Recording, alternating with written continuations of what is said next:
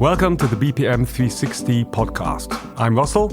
And I'm Caspar. And together we will help you navigate the treacherous waters of the BPM adoption journey. I hope you enjoy the podcast.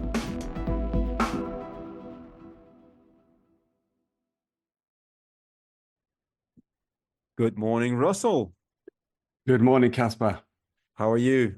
I'm fine. And welcome. Yeah, go on. Episode 8. I was thinking, and I was you were going to say welcome, and I think it's really important that we welcome our audience back. Yes. Because in episode 8, if somebody's still listening to us, then he's been following us for quite some time, and that's great. So Absolutely. Definitely looking forward to this episode. I think it's going to be a blast. So what are we talking about today? Yeah. So if you think back to episode number 7, we talked about the governance segment and the procedures side. And I think you had a very interesting comment towards the end of episode 7, which is a little bit of a spoiler alert, obviously. But by the time that you hear this, I hope you've listened to episode 7 anyway. And where you said, listen, BPM has a lot to do with how to make sure that you understand who needs to talk to who and provide them with the right information to do so.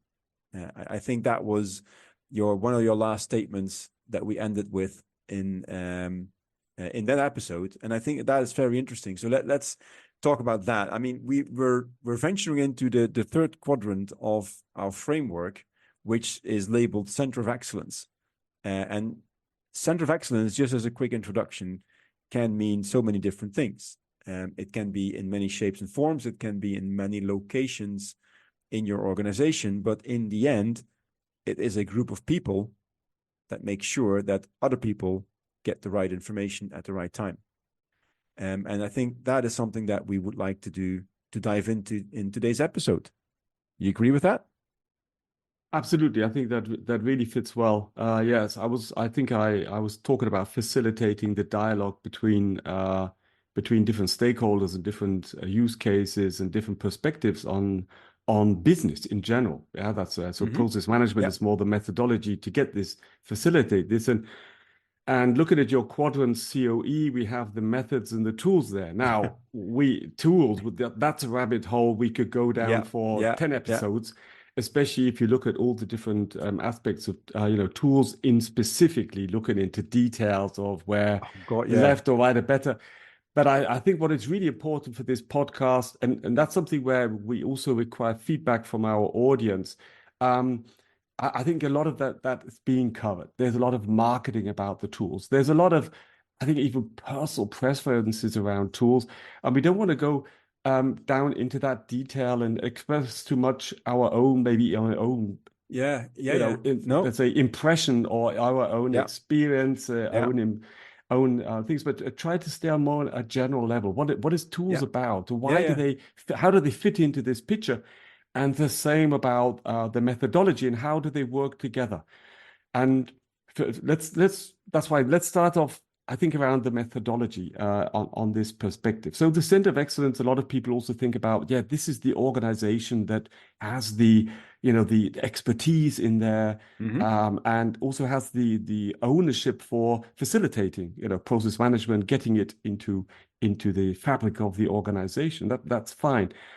But what I think is these two aspects of methodology and tools is the methodology. I think it's something very important to be able to facilitate a common language.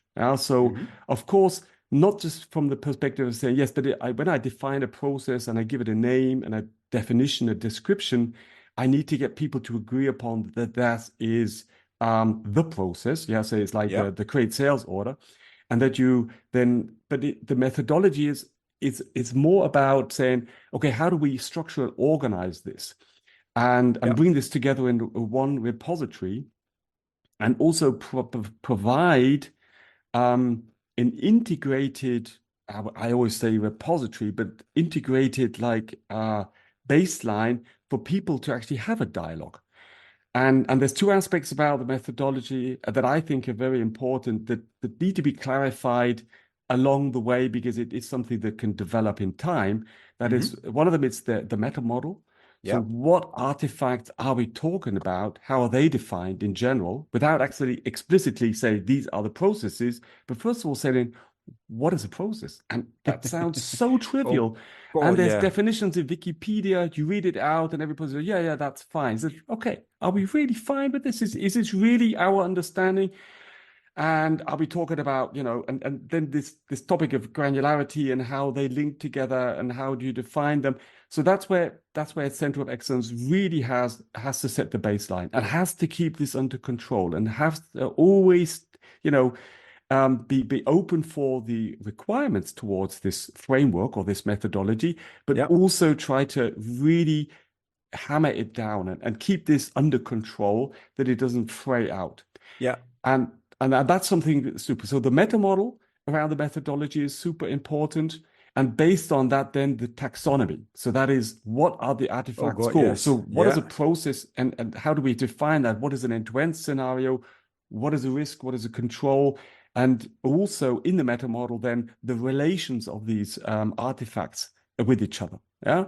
And then say these procedures are more about who owns it, who establishes it. So we talked about that the last couple of episodes, but here it's about the substance and setting a meta model and a taxonomy, and really making sure that everybody, when they're talking about something, that they're not talking, they're talking about processes, but they mean something completely different. Yeah, absolutely.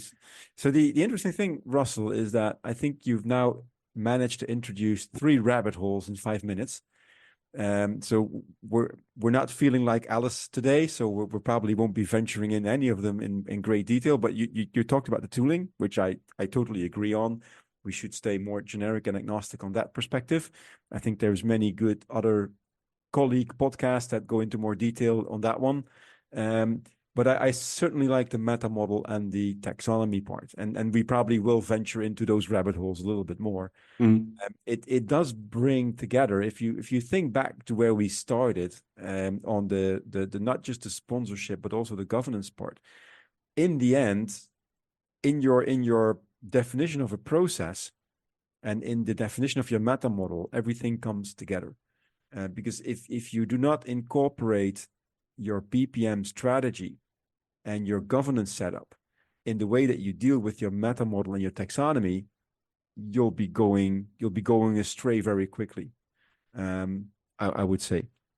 So, and that is, and I think the topic around the taxonomy, just to tackle that one first, is one that I very often discuss with my clients, and they're always looking for, let's say, sort of template processes or best practices, and very often they are, I would say, almost disappointed that there is not a single uniform set of processes that they can simply implement and say, well, now we've got 80% of our processes documented with the single import. I know that you've done some work on that, so we'll wow, let me beg to differ. Yeah. That was unintended, by the way, but no, only joking. Yeah. It's all fine.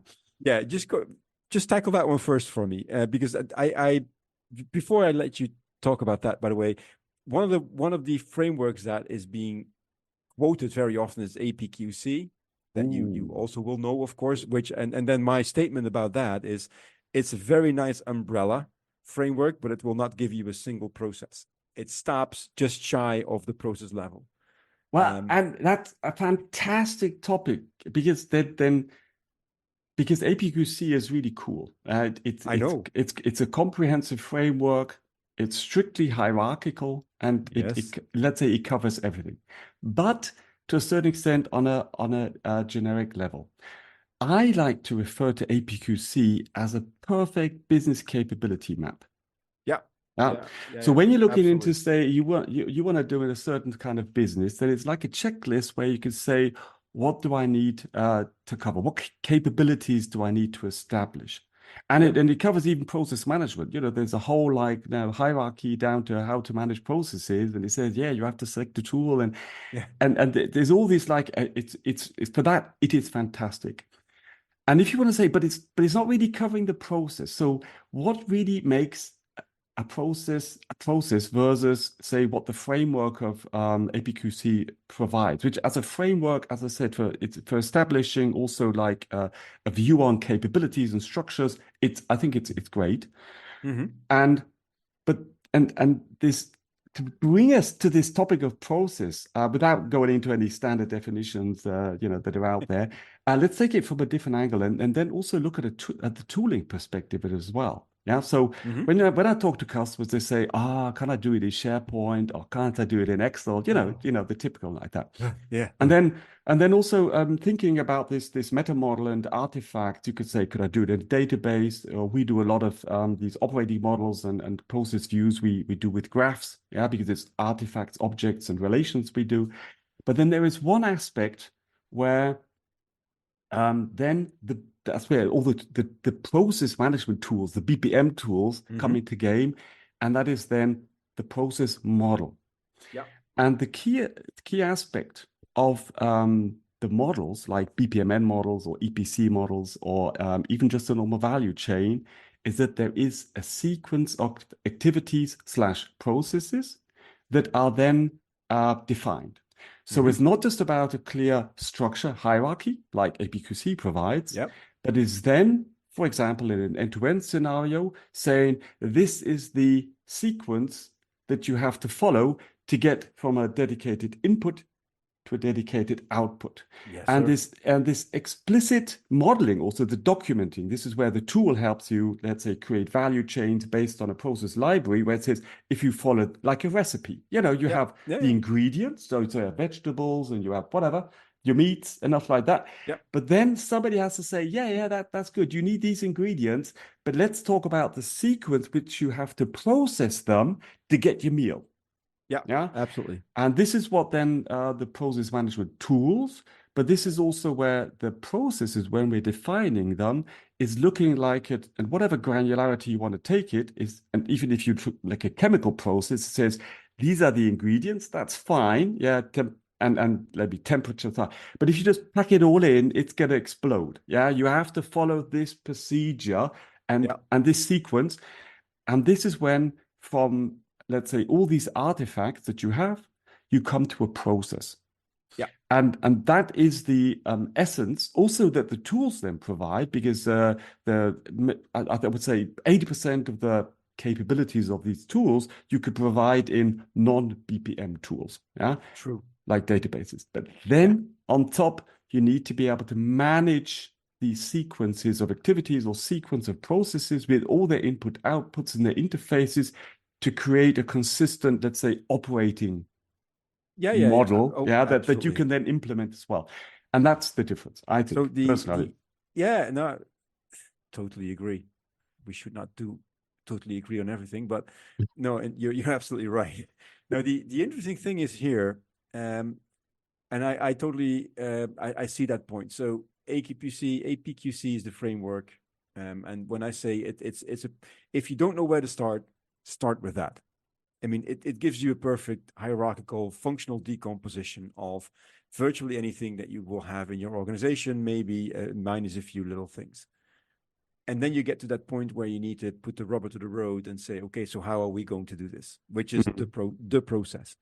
And yes, I don't want to go into the rabbit hole of a definition of a process, but a subsequent string of activities to transform input into output, I think, is a very commonly used definition.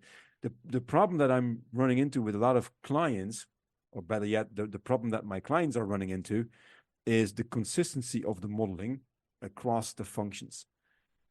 Because very often different functions are modeled or documented by different people. And that doesn't necessarily mean that they all have the same definition of what an activity should be in a process. And I've always gone with what they call autopop. You might have heard of that one or not. It's called OTOPOP. So autopop. It's the definition I've learned when I was a young starter on the BPM field. It stands for one time, one person, one place. So everything that is being done by one person in one place, read one system, at one time is considered to be one activity in a process. That's your granularity level definition.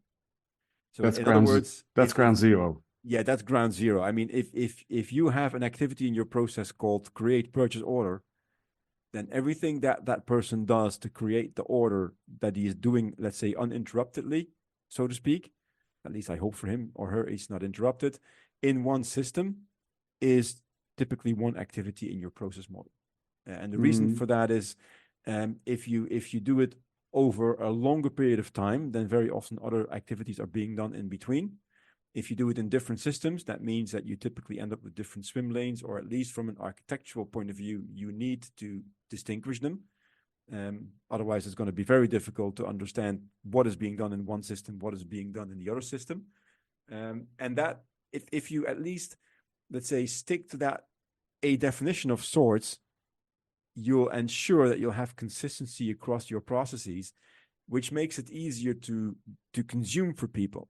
Because ultimately, it doesn't make sense if you go into HR and you have very high level processes, and then you go into IT and you have extremely detailed processes. The subject matter experts simply go crazy because it's uncomparable at that point in time. And I think that is one of the reasons why you're trying to document things, is that they become comparable and manageable.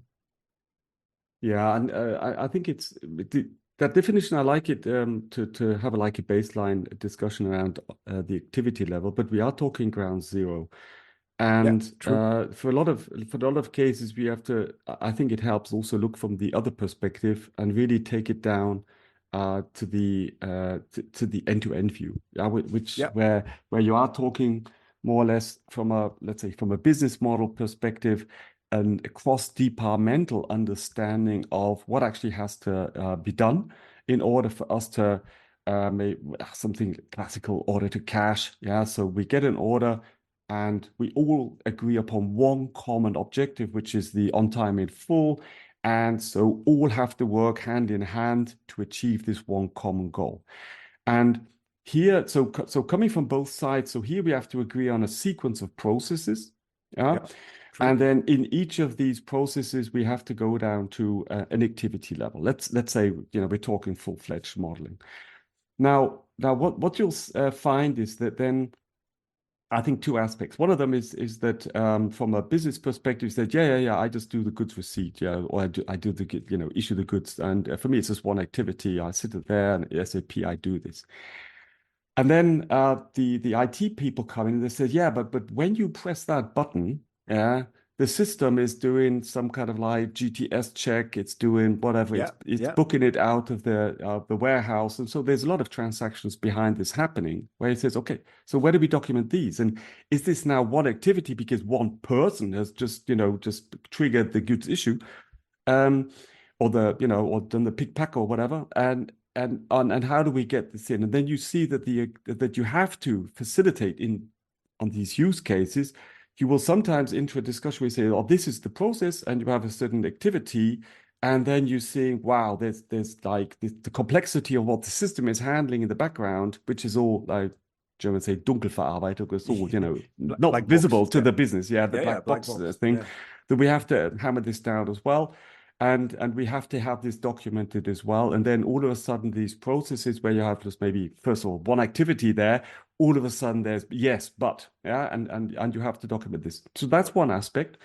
And what I think the thing about getting these process models, really documented well, coming back to the topic of methodology, meta model, and taxonomy, is that you have to always keep a view on the top-down approach on what is actually the overarching objectives that you are following with your end-to-end scenarios.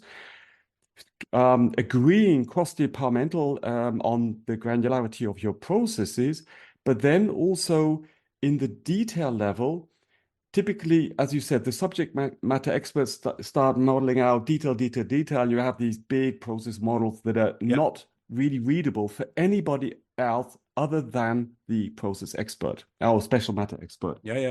So here, I think it's always vital to start, you have to iterate and start decomposing them into processes. Is that really just one process? As you said, this according to this definition, is it just really one activity? Or do we have to, let's say, expand this and slice and dice it to get a better granularity. And the granularity has two key aspects here. One of them is to, of course, make it more readable and understandable. So you don't have this big, model with all these activities, with all the if then this, like all these gateways where you said the logic's here. But you're also making this process more usable.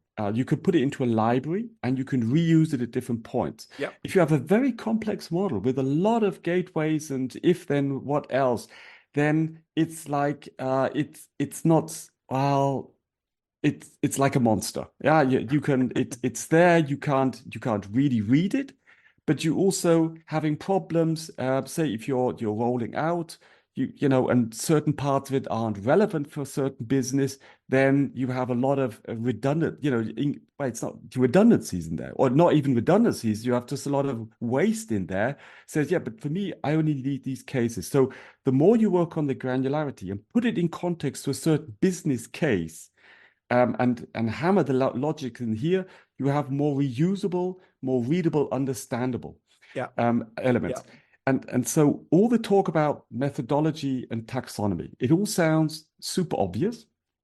And also the tools cater for all, but it is, and this is where the facilitation of the dialogue comes into it.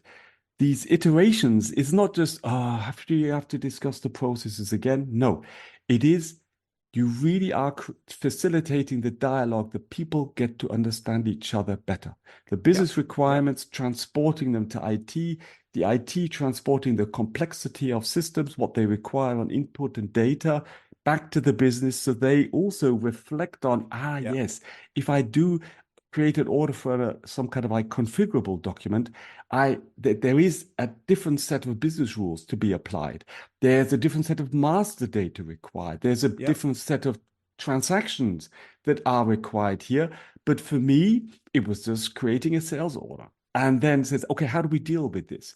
And this, so iterating here and taking your time, I'm not saying expansively, but there's a lot of set of best practices out there that you can dig into.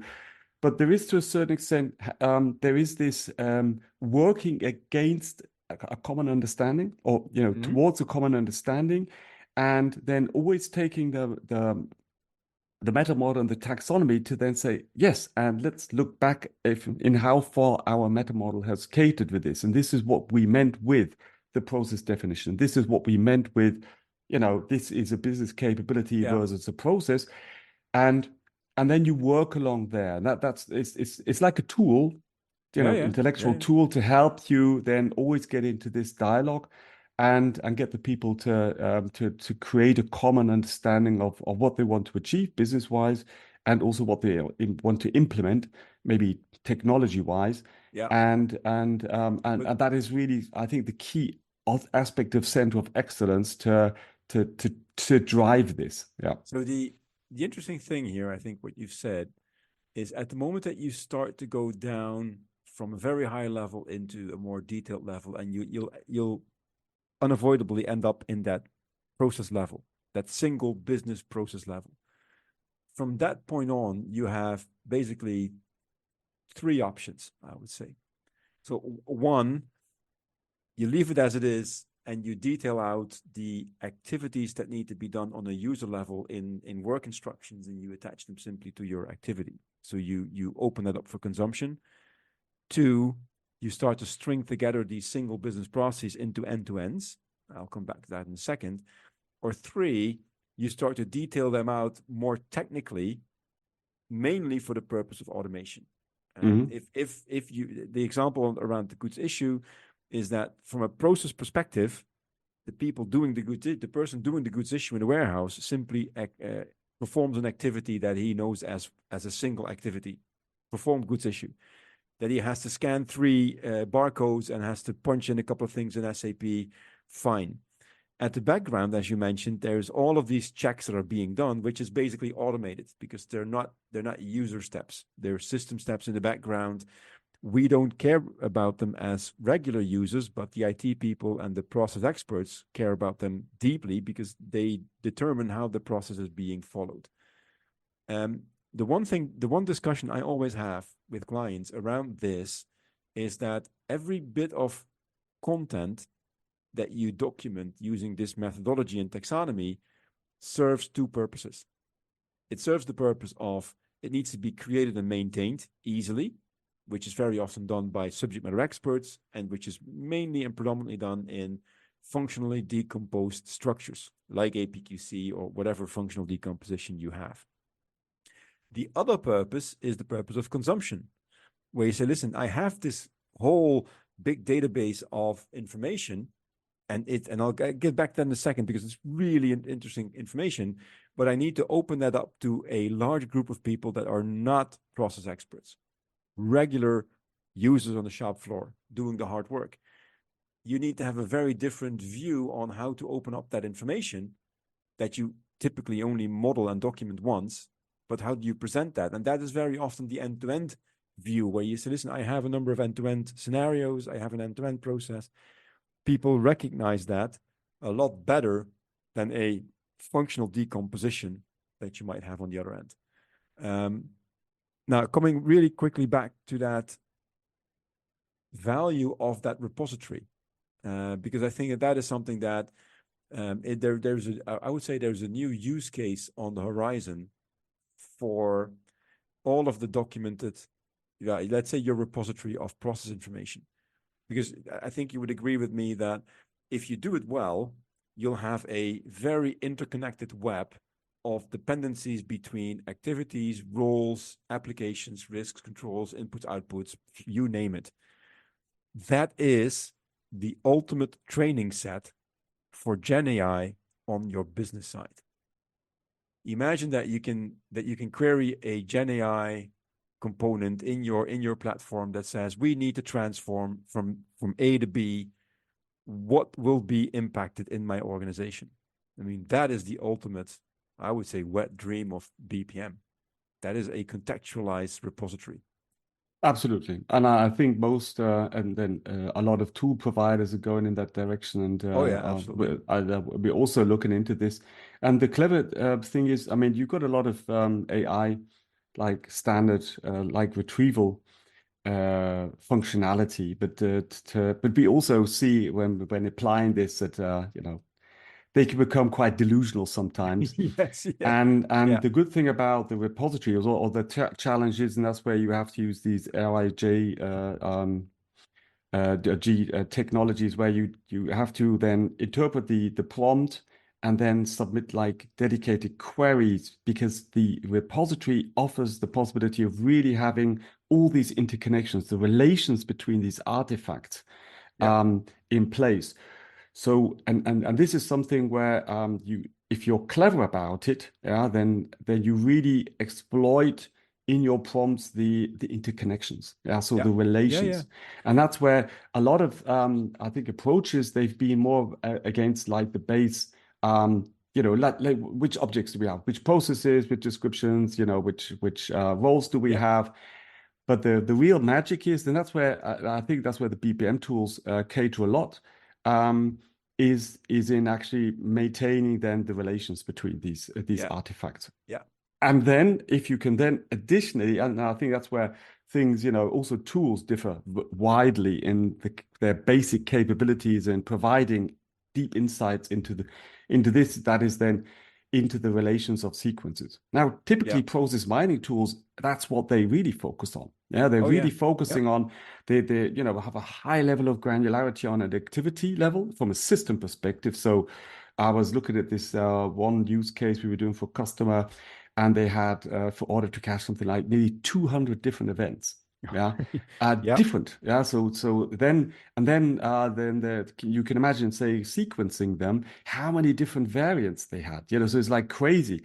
And this is so big that even with the standard means of let's just kind of like look at the main variants or filter it out a bit, you don't even get results. You need to apply some form of, let's say, I would say intelligent filtering, which can be based on the repository you have. And here again, it's not just about the single like data objects, but it's about the sequences and relations that you have already documented to use as a baseline for interpreting this big data coming in. So that's the combination, I think, that really adds value now, where in the past, a lot of these repositories, and let's be honest, the tools and the methodology have been, they're super old. They're kind of like, come on, this is absolutely. Yeah, I mean, process management is like 30 years old. Process mining is 20 years old. Exactly. And so all the basic let's say stuff we're talking about now, from a high level, it's all been there. But how many repositories have you seen? If you look at just dig around in some RS database from 20 years ago, from whatever industry, you would look in there and says, wow, some real good nuggets in there, some real knowledge. But the big problem is, and that's one of the big challenges also for the COE, how can you make it accessible? So what the one part of the organization, the IT, has been defining and documenting, how do you make sure that's not just lost shelfware, or like the ISO documentations is not updated and it's not and people that have a question, they go, how can I retrieve this? You're going to start clicking through databases in any tool. It's not going to work. So this is the thing where I think Gen AI really will, I think, really kick into the value of BPM initiatives, because you could be more fuzzy in documenting, because you don't have to make it everything can be fixed with the methodology before. If you had a report that was just going through a database, and at some time you missed out the methodology a bit. So you hadn't had the object, proper model type, or proper relation type. The report would just shoot by it, or just throw an error. Crash. Exactly. Now the technologies are much more, they can deal with this fuzziness and uncertainty that you have there. So it's easy to get the data in. You can use it. You can use the data mining, the process mining data. And on the other hand, it's better retrievable, because I think nowadays people are much more getting trained to do decent prompts, not just say, I have a problem, please help me. And then the system says, okay, how can I help you? Shall I write a poem for you? And getting down to describing your problem. What is the question you really have? And in which context do you want this question answered? Who are you that you would want to use this information? And based on that, this is where you see that now the magic is that you can get some real good answers out of it. So I think for a company, more and more, and especially if you we have this one use case now with customers doing the change impacts that are coming towards the company in context of processes and roles, but also interlinked training documents and test cases, I think.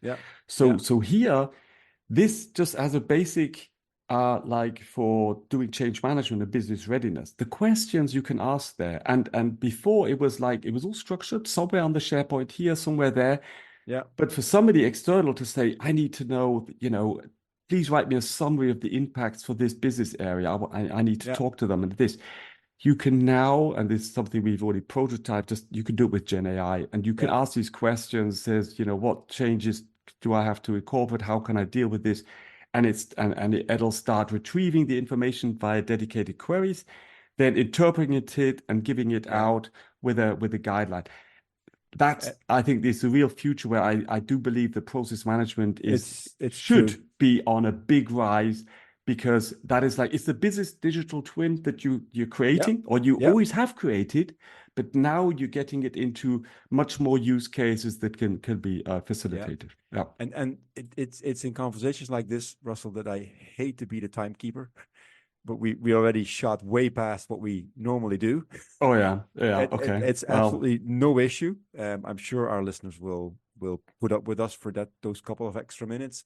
But I think it's an interesting segue in our next episode, Russell, to take a little bit more also that deep dive into how do you combine that information from mining on one hand and the process management on the other side, when you talk about taxonomies and methodologies, and what role does AI play in that? Because I think we scratched the surface a little bit now. I think we can talk about that a bit more in depth.